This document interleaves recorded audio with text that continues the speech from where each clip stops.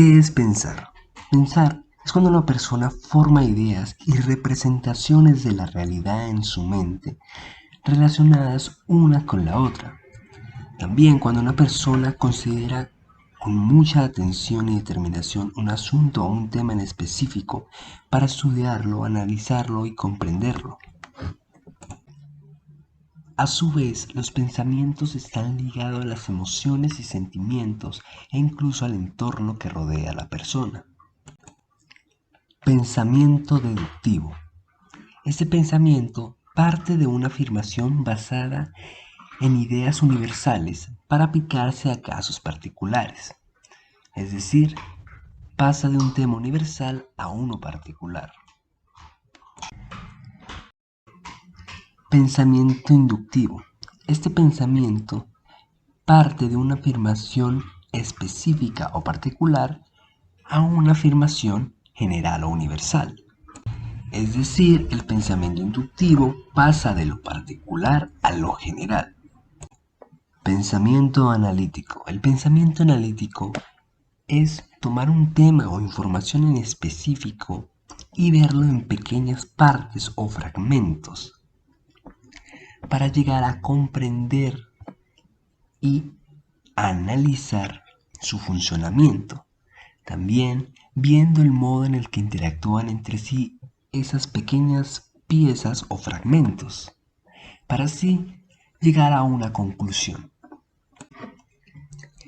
En el pensamiento analítico existen tres fases. La fase analítica es donde tomamos ese problema o tema en específico y lo vamos desglosando parte por parte teniendo en cuenta las relaciones entre sí. La fase secuencial consiste en estudiar esas pequeñas partes linealmente, es decir, en un orden, paso a paso. Fase resolutiva. En esta fase es donde obtenemos un resultado o una respuesta mediante ese análisis. Pensamiento creativo. El pensamiento creativo es característico por crear soluciones originales y únicas ante diversos problemas, mediante el cuestionamiento de ciertas normas o reglas preestablecidas. Pensamiento suave. Este tipo de pensamiento se caracteriza por usar unos conceptos muy confusos y con unos límites muy poco claros. A menudo tiene una tendencia a no evitar las contradicciones, es decir, se contradice a sí mismo, y actualmente se ve muy aplicado en los pensamientos vinculados a la filosofía o incluso al psicoanálisis, ya que en estos estudios puedes pasar de una idea a otra contradiciéndote a ti mismo. Listo, aquí seguimos con el pensamiento duro. El pensamiento duro utiliza conceptos lo más definidos posibles y este trata de evitar las contradicciones. Es típico del tipo de razonamientos vinculados a la ciencia. Por ejemplo, pues entre los ejemplos más importantes y obvios pues de este tipo de pensamiento tenemos a los investigadores científicos, pues ya como se menciona anteriormente, que era relacionado con la ciencia, quienes buscan siempre las soluciones basándose en la lógica y dando ideas claras y precisas para resolver los problemas o bueno, cualquier tipo de problema. Pues se lleva a cabo que es un pensamiento lógico, o sea que requiere de procesos. También tenemos el pensamiento divergente. En el pensamiento divergente se establece una división entre dos o más aspectos de una idea y se explora las posibilidades de mantener esta. Bueno, en este caso hablamos como de una partición, o sea, ya que estamos hablando del pensamiento. Por ejemplo, Si alguien utiliza una misma palabra haciendo que cada vez tenga un significado distinto, detectar este error es un caso de pensamiento divergente en el cual se detectan los diferentes significados. Podemos ver ejemplos de esto fijándonos en el uso que hacemos habitualmente en el concepto de lo natural. Este concepto está aplicado a productos de alimentación, orientaciones sexuales poco comunes o tendencias de comportamiento generalizadas en general. Pues vemos que es un tipo de pensamiento que a la vez también es algo como contradictorio, porque nos habla de significados diferentes.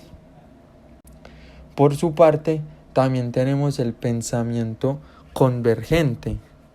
Entonces, este pensamiento se da mediante un proceso del cual nos damos cuenta que hay diferentes hechos o realidades que encajan entre sí, a pesar de que en un principio parecía que no tenían nada en común.